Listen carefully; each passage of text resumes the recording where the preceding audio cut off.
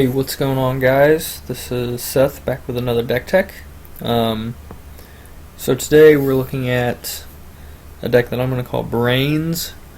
This is the budget magic list that Saffronollive from MTGGoldfish posted yesterday, and I've played some matches with this deck, and this deck is sweet. It's a combo deck.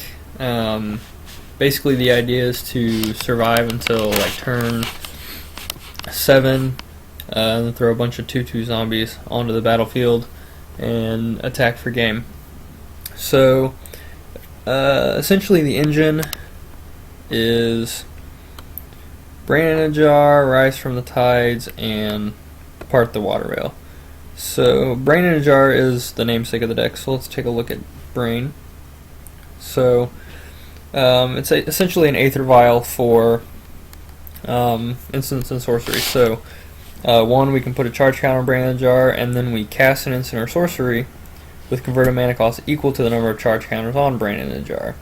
The Scry ability is kind of irrelevant. I've used it maybe one time just because I had extra mana floating around and was digging for something. But if we basically, if we go off and get our zombies, and somehow that doesn't work, we can kind of reset Brain in a Jar to basically go off again and get more zombies and stuff. So that's pretty cool. So that combos with Rise from the Tides, which is we put a 2/2 black zombie creature token onto the battlefield, tapped for each instant and sorcery in our graveyard, and you'll see how we get those instants and sorceries here in a second. And then Part the Water Veil is basically Time Walk. It takes an extra turn for this one. So the idea is to get to, it's basically like turn 2 or turn 3 of Brain in a Jar. Doesn't really matter,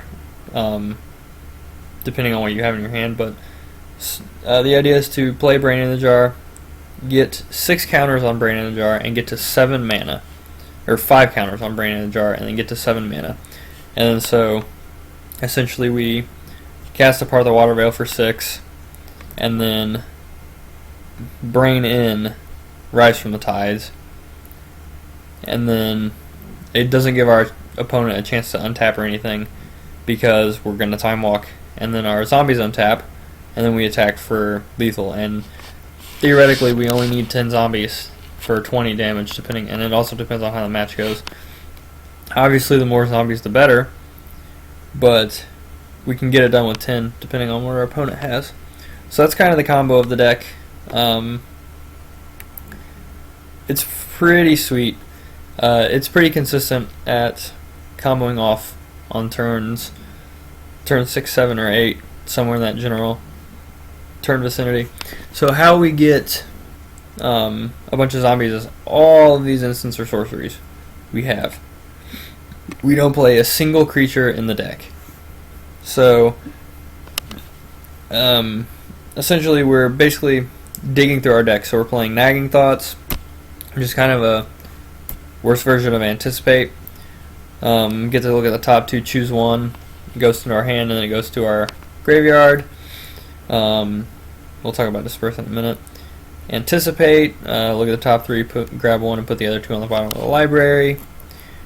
Pieces of the puzzle, we reveal the top 5, and we get to choose up to 2 instant or sorcery cards from among them to put into our hand, and the rest go to the graveyard. And pour over the pages. We get to draw 3, untap 2 lands, and discard a card. So all this draw, and kind of Grip of the Royal too, because we get to draw a card, but we'll look at that in a second. So all this card draw, we get to filter through our deck, find everything we need, and basically just fill our graveyard with instants and sorceries.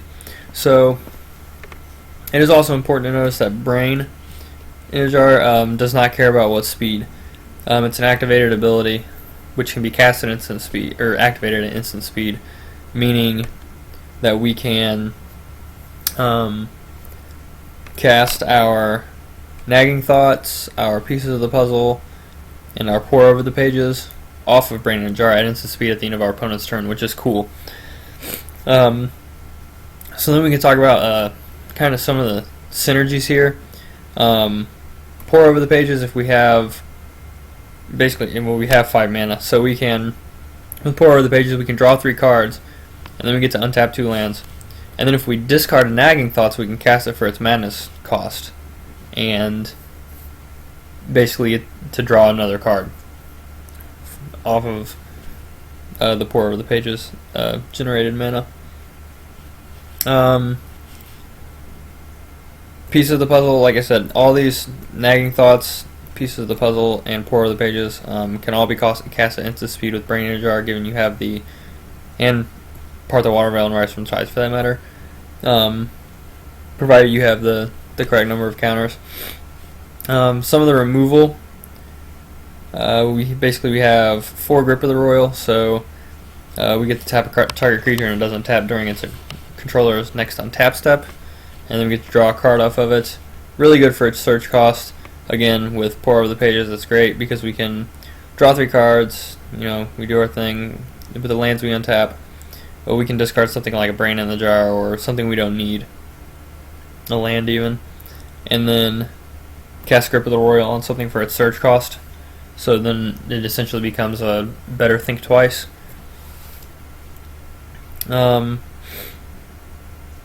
Disperse is basically there for just as an extra removal spell. Really, we'll talk about this when we get to Sideboard, but it's really there to combat Virulent Plague. So we'll talk about that more in a second. And then Engulf the Shores, our sweeper. We're playing 19 islands, I believe. Let's see, 12, so 8 and 11, yeah, 19 islands. So our Engulf the Shores can get pretty big when we hit our other land drops. Majoring Network is the backup plan to Brain in a Jar. So if our opponent's playing Artifact Tate or something that makes our Brain in a Jar bad, Sphinx's Tutelage even. Majoring Network is basically the same thing, so our idea is we just put a storage counter on Majoring Networks, and the idea is to get up to 12, to get up to 12 mana, so we can cast a Rise from the Tides and apart the Water Veil in the same turn, untap our zombies, and then attack. Generally, it's always better to cast Part the Water Veil first. Actually, no, it's not. It doesn't matter. I forgot because it gets exiled. So Part the Water Veil never goes to the graveyard. But yeah, the idea is to generate 12 mana with Majoring Network. Which I haven't done the math, but it really shouldn't take that long. If you turn 1 Majoring Network, turn 2 counter, turn 3 counter, that gives you basically 4 mana, so you're basically up a turn. But the idea is to use the Grip of the Royal, the Disperse, the Engulf the Shores, and some stuff in the sideboard to survive until we can get to 12, the magic number, and cast both Part of the Water Veil and Rise from the Tides in the same turn. So let's move over to the sideboard. Sideboard's pretty simple. We'll pull these up here so you can see both of them. So we have 2 Dispel in there for control decks, Collected Company decks. 4 Negates, again, for control and Collected Company. Void Shatters for control, Collected Company, basically things that we don't want to happen. Like if our opponent's playing a lot of land and artifact hate, the counter spells are great. Send to Sleep is there. It's just kind of a pseudo Engulf the Shores. We can tap up to 2 target creatures. It's really easy to get Spell Mastery in this deck. If you haven't noticed, it's super easy to get Spell Mastery. So it's always gonna tap them down for 2 turns. And then Disperse. So like I mentioned earlier, Disperse is mainly to combat the black decks that are playing Virulent Plague out of the sideboard or even main board, because that card literally just shuts down our combo. Our zombies enter the battlefield and then immediately die just because Virulent Plague is given a -2/-2. So Disperse is our way to bounce the Virulent Plague.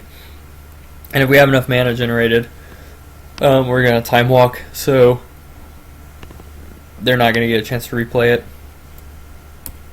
Sorry about that, wrong button. They're not going to get a chance to replay it, so we can still win that way. So like I said, the deck's really freaking sweet. I've been playing it on and off here and there, and yeah, I mean, I've had a lot of success with it. It's really, really fun. And it's really cheap too. It's like 20 bucks in paper.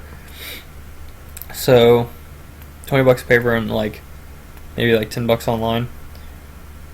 And it's super fun. So if you get a chance, definitely play this deck.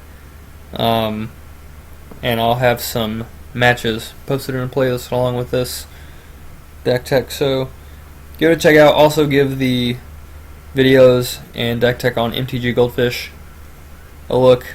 Saffron's deck, so he does a better job of explaining it than I do. But I just wanted to kind of supplement what he was saying. So yeah, so check out MTGGoldfish, check out the matches, and we'll see you later.